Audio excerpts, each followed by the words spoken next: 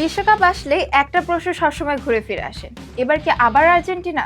2022-এ আর্জেন্টিনার কাতারে বিশ্বকাপ জেতার পর সেই প্রশ্ন আরো জোরালো হয়েছে। এবার তারা শুধুমাত্র বিশ্বকাপে অংশ নিতে আসছে না, তারা আসছে চ্যাম্পিয়ন হিসেবে তাদের সিংহাসন আবারও ধরে রাখতে। আজ আমরা জানবো আর্জেন্টিনার 2026 বিশ্বকাপের যাত্রা, সাথে কিছু শক্ত তথ্য এবং কিছু মজার গল্প। এই পর্যন্ত বিশ্বকাপ টানা 2বার ট্রফি ধরে রাখতে পেরেছে এরকম দল খুব কমই আছে। আর্জেন্টিনার জন্য এটি একটি নতুন সুযোগ নতুন করে বিশ্ব রেকর্ড করার। লিওনেল মেসি এবার খেলছেন তার 6ঠতম বিশ্বকাপ। হ্যাঁ, ঠিকই ধরেছেন, যেখানে অনেক খেলোয়াড়ই 6 বছর টিকে থাকতে পারে না, সেখানে লিওনেল মেসি খেলছেন তার 6 নাম্বার বিশ্বকাপ।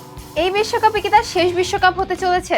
আপনারা আপনাদের কমেন্টে সেটার উত্তর জানাবেন। মেসির সঙ্গে দলে রয়েছে তরুণ এবং অভিজ্ঞদের মিশ্রণ। হুলিয়ান আলভারেজ, এনজো ফার্নান্দেস এবং অ্যালেক্সিস ম্যাকঅ্যালিস্টারের মতো খেলোয়াড়রা রয়েছে তাদের সাথে রয়েছে বিশ্বকাপ জয়ী কোরের ম্যাক্সিমাম সদস্যরা।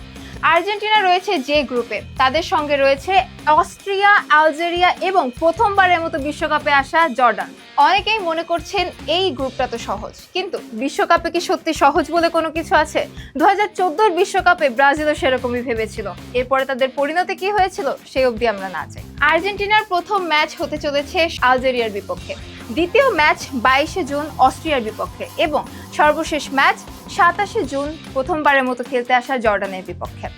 অনেকের কাছেই এখনো কাগজে কলমে ফ্যান ফেভারিট আর্জেন্টিনা, কিন্তু ফুটবল বিশ্বকাপে কখনো খেলা কাগজে কলমে হয় না, গোল দিতে হয় খেলার মাঠে।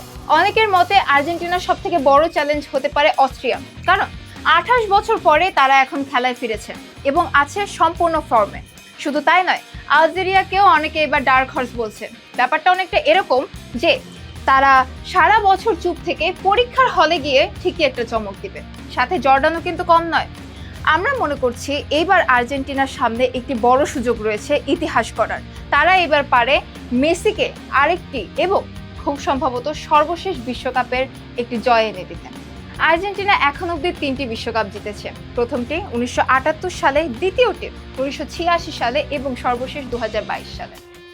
এইবার যদি তারা বিশ্বকাপ জিততে পারে তাহলে সেটি হবে তাদের 4র্থ শিরোপা। এবং এইটার পরে প্রশ্ন কি আর থাকবে যে মেসি কি তাহলে সর্বকালের সেরা? না, প্রশ্নটা তখন হবে আর কতবার প্রমাণ দিতে। 2026-এর বিশ্বকাপ আর্জেন্টিনার জন্য শুধু একটি খেলা নয়, একটি ইতিহাস করার গল্প। আপনাদের কি মনে হয়, আর্জেন্টিনা কি এবার পারবে তার 4র্থ শিরোপা জিততে, নাকি নতুন করে জন্ম হবে কোনো নতুন চ্যাম্পিয়নের? কমেন্টে আপনাদের উত্তর জানাতে ভুলবেন না। আজ এই পর্যন্তই। আমাদের সাথে থাকুন পরবর্তীতে আর্জেন্টিনা সহ বিশ্বকাপের এই টুর্নামেন্টের সকল খবরাখবর জানতে। ধন্যবাদ।